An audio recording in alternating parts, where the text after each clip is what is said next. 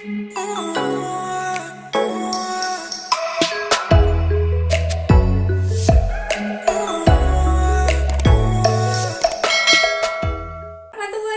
wabarakatuh.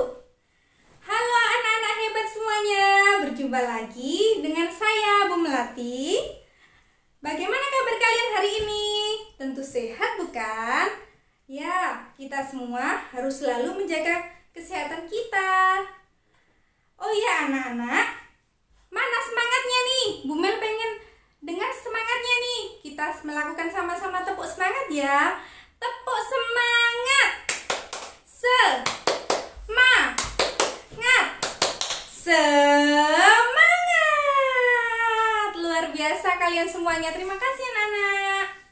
Oh iya, pagi ini kita akan belajar kelas 5 tema 1 organ gerak hewan dan manusia, subtema 3 manusia dan manfaatnya. Pembelajaran 1. Sebelum kita memulai pelajaran, agar apa yang kita pelajari nanti akan membawa manfaat untuk kita semua, mari kita berdoa bersama-sama. Berdoa mulai. Berdoa selesai. Nah, tujuan pembelajaran kita hari ini yang pertama adalah menyebutkan alat dan langkah-langkah dalam pembuatan gerabah. Yang kedua, menentukan ide pokok dari teks bacaan yang berjudul Gerabah dari Pulau Madura. Anak-anak, coba kita lihat gambar berikut ini. Pernahkah kalian melihat benda-benda seperti gambar ini? Atau di rumah kalian ada benda-benda tersebut? Nah, kalau kalian pernah melihat benda-benda tadi, apa kalian sudah tahu nama benda-benda tersebut? Coba dilihat anak-anak, ini benda apa? Iya, benar. Benda itu bernama gerabah. Gerabah adalah barang pecah belah dari tanah liat yang dibakar secara tradisional. Salah satu tempat penghasil gerabah di Indonesia adalah Pulau Madura. Di mana ya letak Pulau Madura? Ada yang tahu anak-anak? Iya benar, Pulau Madura terletak di timur kota Surabaya, tepatnya di Provinsi Jawa Timur. Madura adalah penghasil gerabah. Di sini anak-anak Pulau Madura.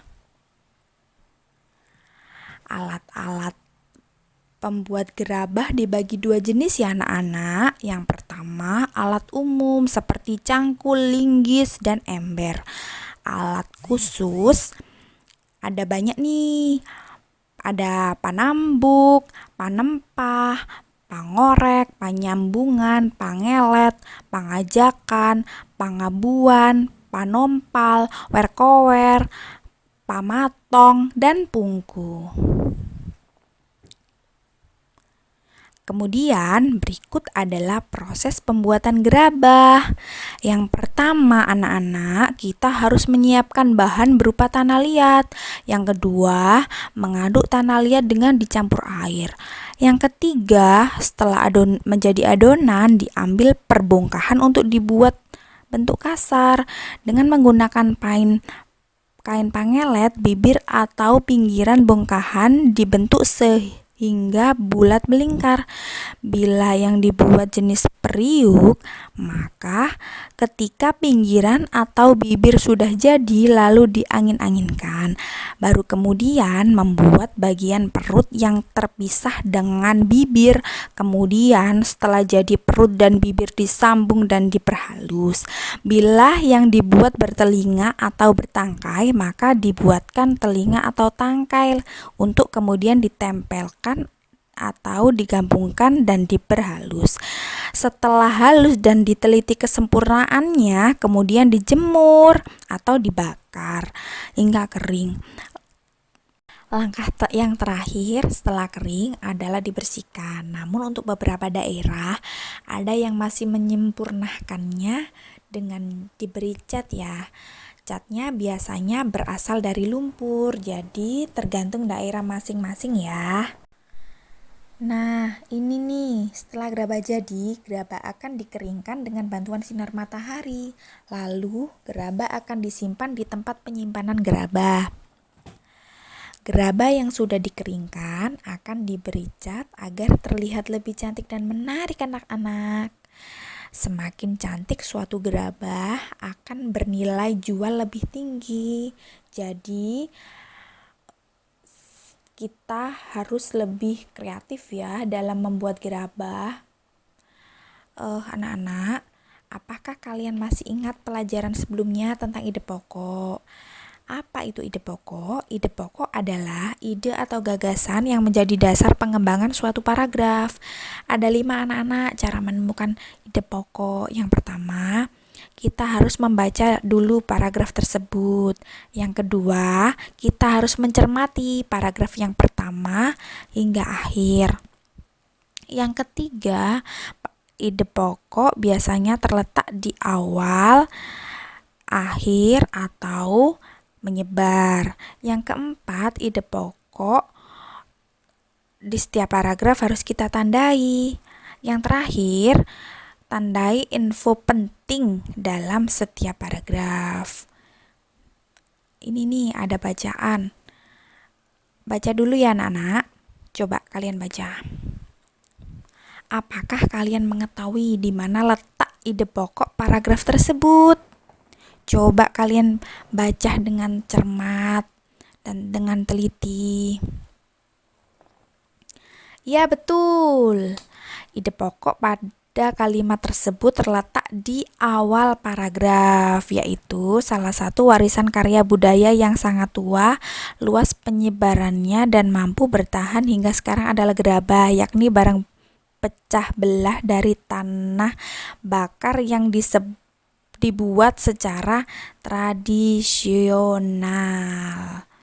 Nah, kesimpulan yang bisa kita ambil dari pembelajaran tadi adalah yang pertama, Pulau Madura terkenal sebagai penghasil gerabah. Gerabah atau tembikar adalah barang pecah belah yang dibuat dari tanah liat yang dibakar. Gerabah digunakan masyarakat untuk peralatan rumah tangga, guci, dan lain-lain. Yang kedua, ide pokok dikenal juga dengan istilah pokok pikiran yang letaknya bisa di awal atau di akhir. Baik, cukup sekian ya pembelajaran Ibu hari ini. Mudah-mudahan kalian dapat paham dan mengerti. Sampai jumpa pada pelajaran berikutnya. Tetap semangat belajar di rumah anak-anak. Oh iya, follow akun sosial media kami ya. Jangan lupa like, komen, subscribe, dan aktifkan tanda loncengnya ya, agar kalian tidak ketinggalan video menarik berikutnya. Kue lapis enak dimakan, baru dibeli dari pasar.